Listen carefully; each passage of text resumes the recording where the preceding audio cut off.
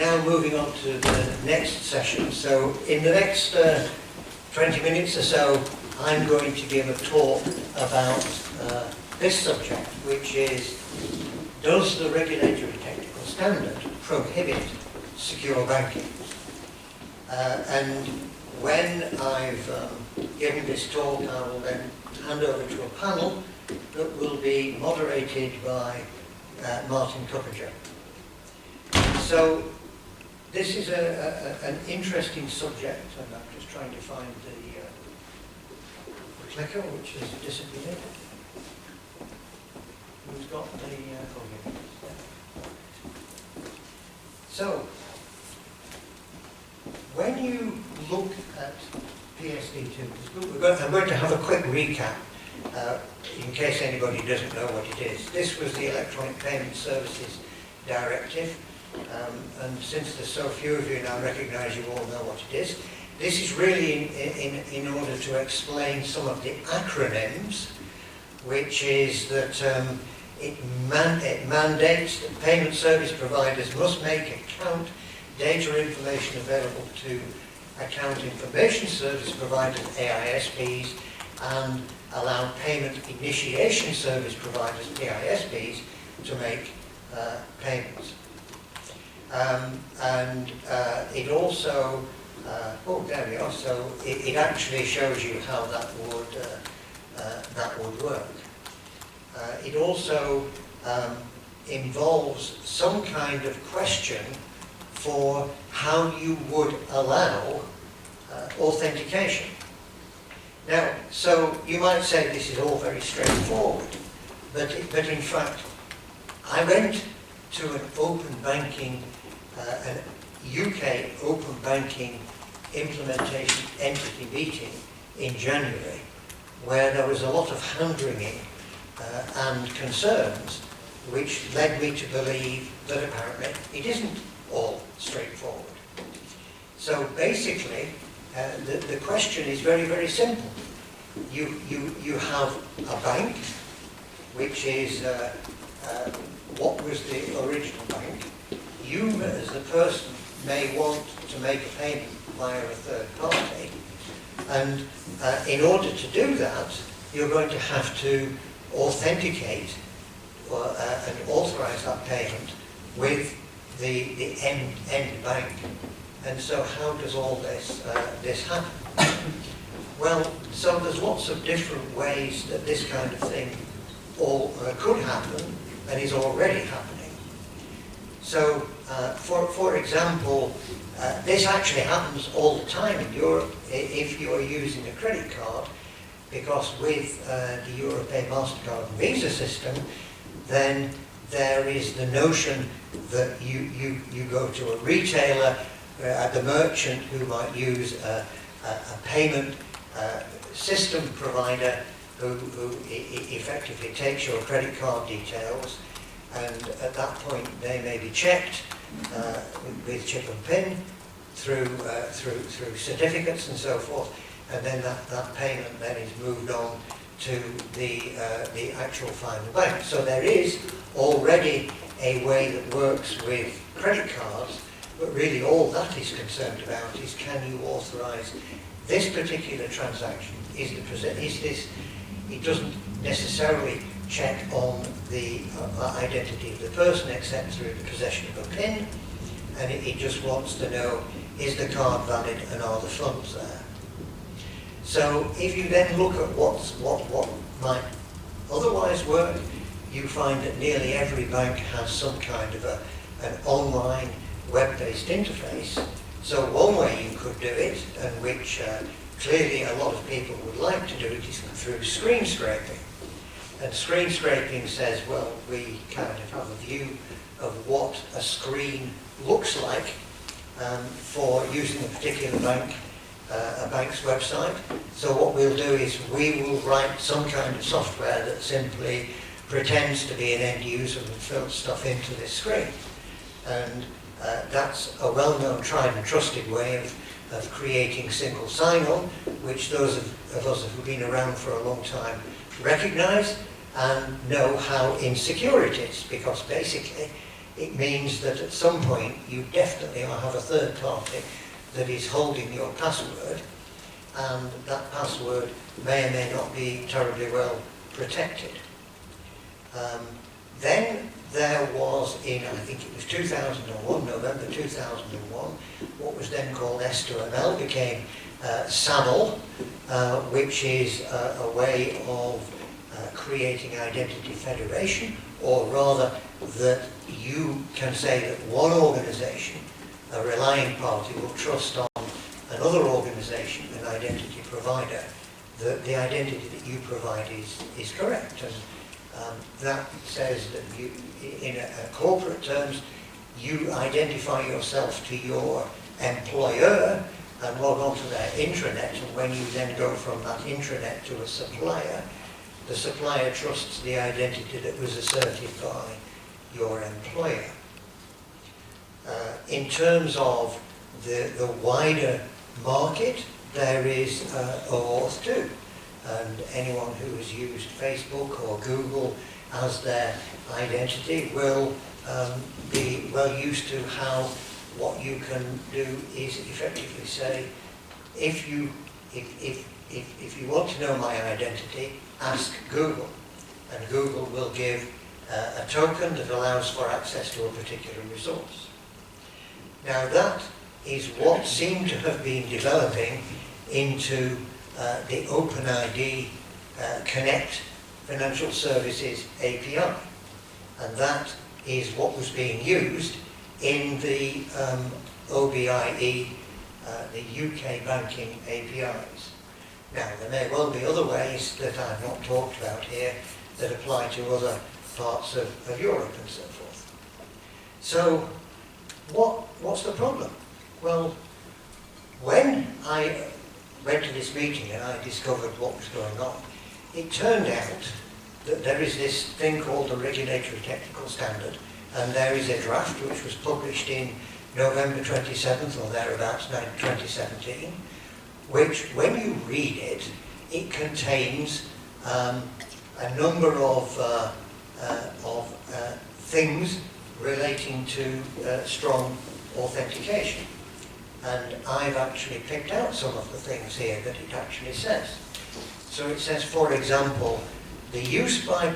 So it basically says that if there is an interface, if you as the bank, the ultimate bank, provide an API, this dedicated interface shall ensure that it does not create obstacles such as preventing the use by PISPs of the credentials issued by ASPs.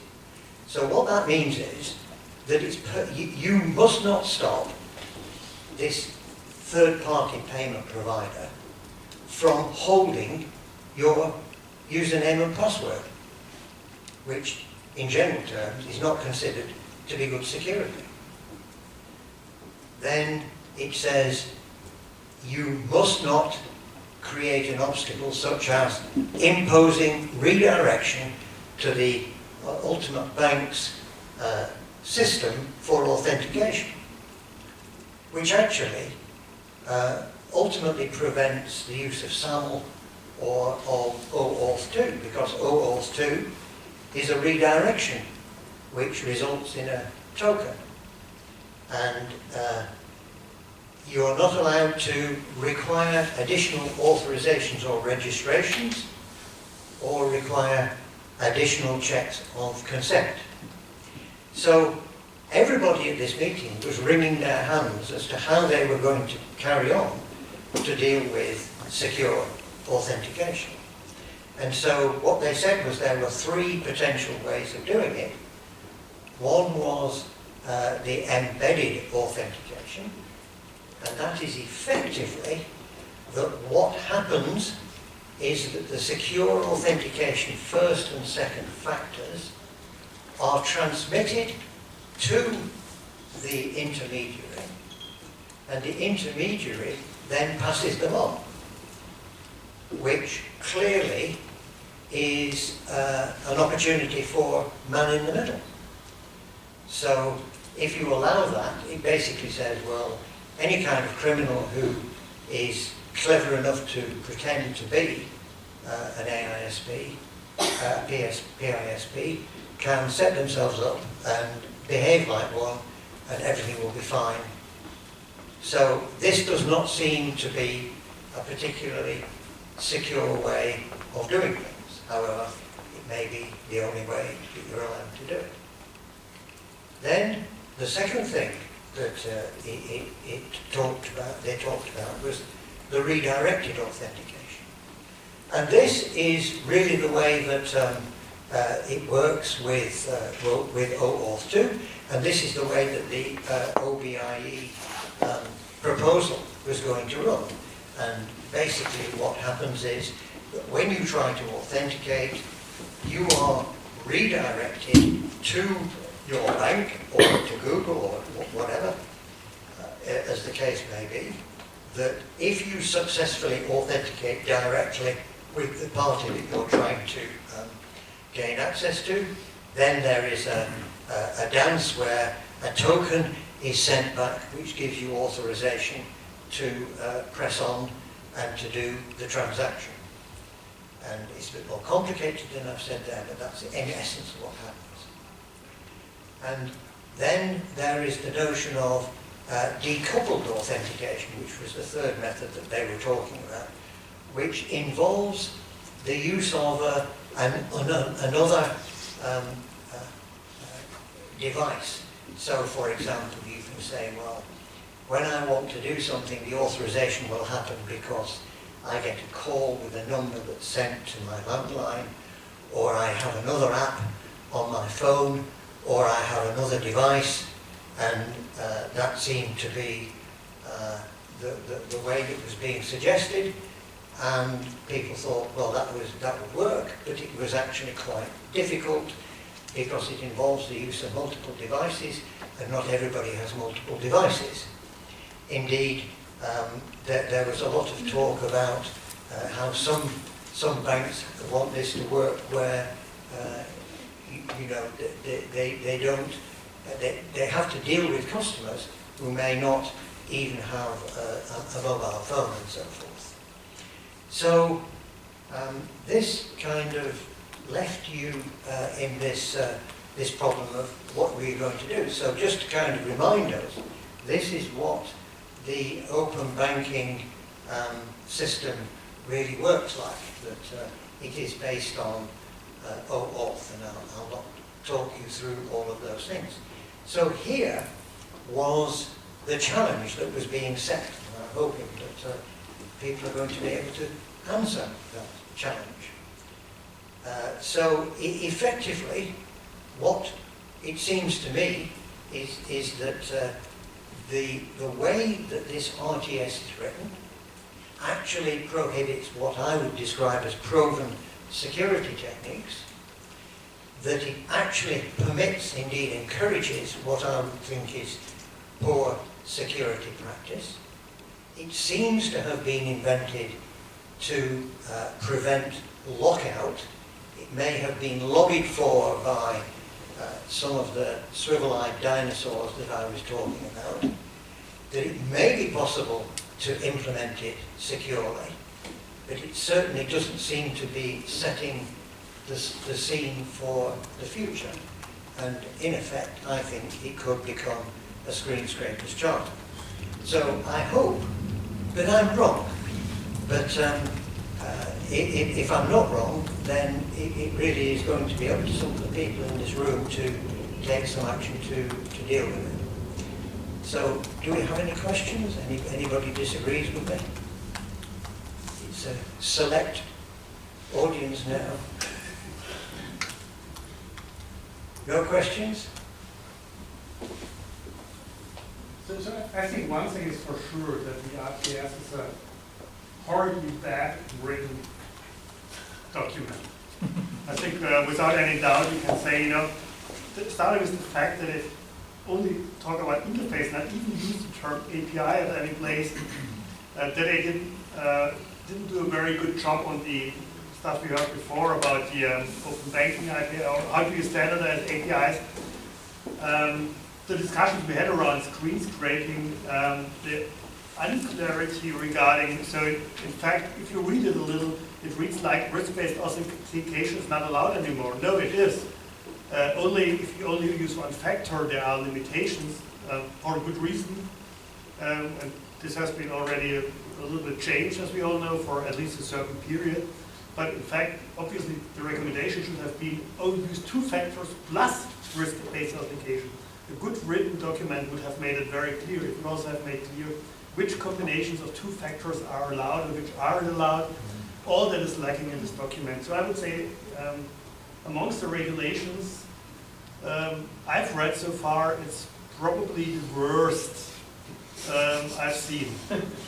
And yet one of the most important to Yes. get right. Yeah, it's a very, very unfortunate combination, you know, a very important regulation, which also, for a good reason, has some big things in, and then you can't say, okay, that's a good thing to do. As a traditional bank, you might say, okay, it's not a good thing to do, but anyway, there was a good reason behind. But what I did around, I think, around both areas when it comes to the technical side of things, that is just, how can I avoid this four-letter word, the C-R-A-P? This is just nonsense. It's just a horribly bad job done there. Yeah. And I think this is what leads to all these discussions.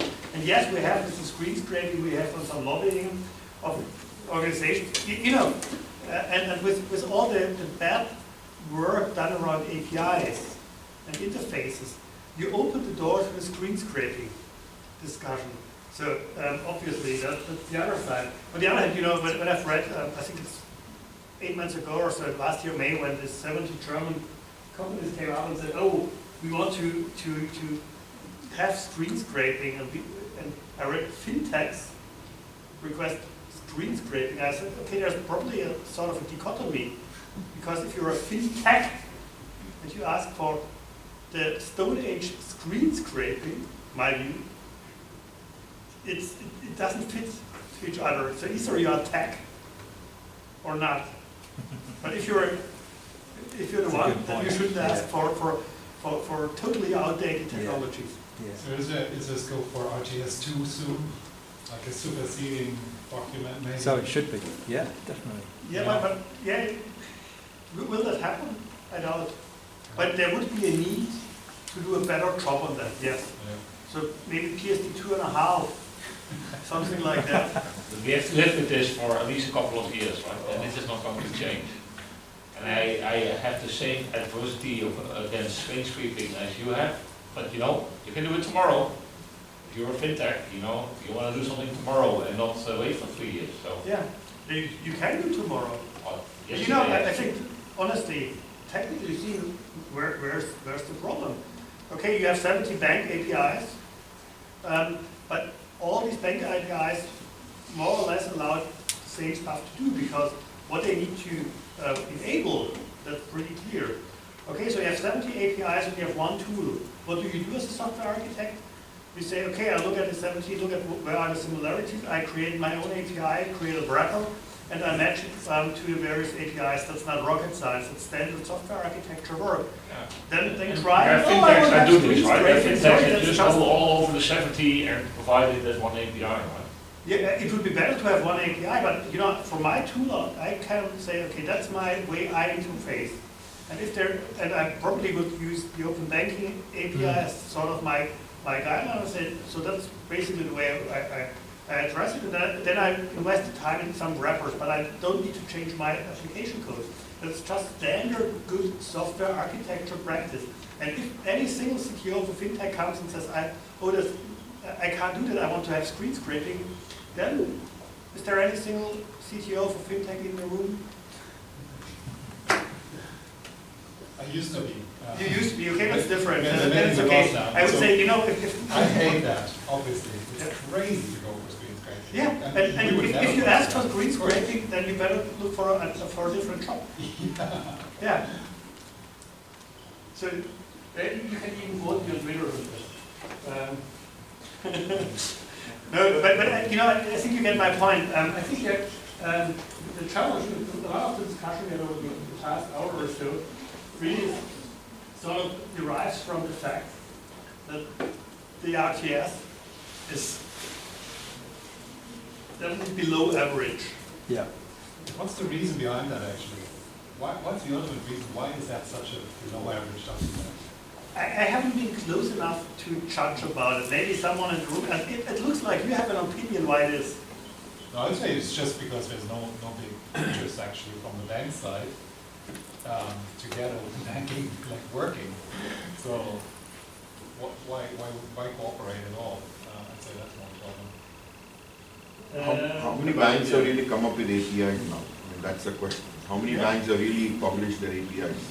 Yeah, I think, from a traditional bank perspective, really it is, if I make it hard for a third-party provider to interface with my system, I will stay in business a little longer. Yeah, and if I then mess up the security model, and customers don't trust this new stuff, Yeah. it even takes longer. Yeah, Right, yeah. yes, obviously. But then when I'm a regulator, in that case the EU, and say I want to have regulation, I have a clear target which is to foster competition. Then it is my job as EU To define to that. care for that, Yes. at least to care for that the output is good. And then in that case, at the end, we have to blame the EU, which is anyway super easy always. That's a good thing. And the good thing is we know we don't hit on someone who hasn't earned it. How's it good in the UK? It's actually a difference. Are they trying to go in a different way, in a different direction? Well, no, because we are still You're part leaving the of, EU. I know we're leaving, but at the moment we're still behaving until the date we're in. And Okay. what has happened is that the PSD2 regulation, the PSD2 directive, has been translated into a statutory instrument, i.e. it is a binding UK law, which is a technical instrument that's sort of implemented by the Financial Conduct Authority. And this has turned 44 pages of PSD2 into 124 pages of technical standard. So we are implementing it, and indeed it seems to me, from what I have seen, that the open banking implementation entity, which has been set up, is actually trying to define within the parameters a secure set of APIs that are intended to do what is necessary. So they allow, these APIs allow things like being able to find out stuff. They are what they call read APIs that can look for ATMs and so forth, and functionality that things will provide.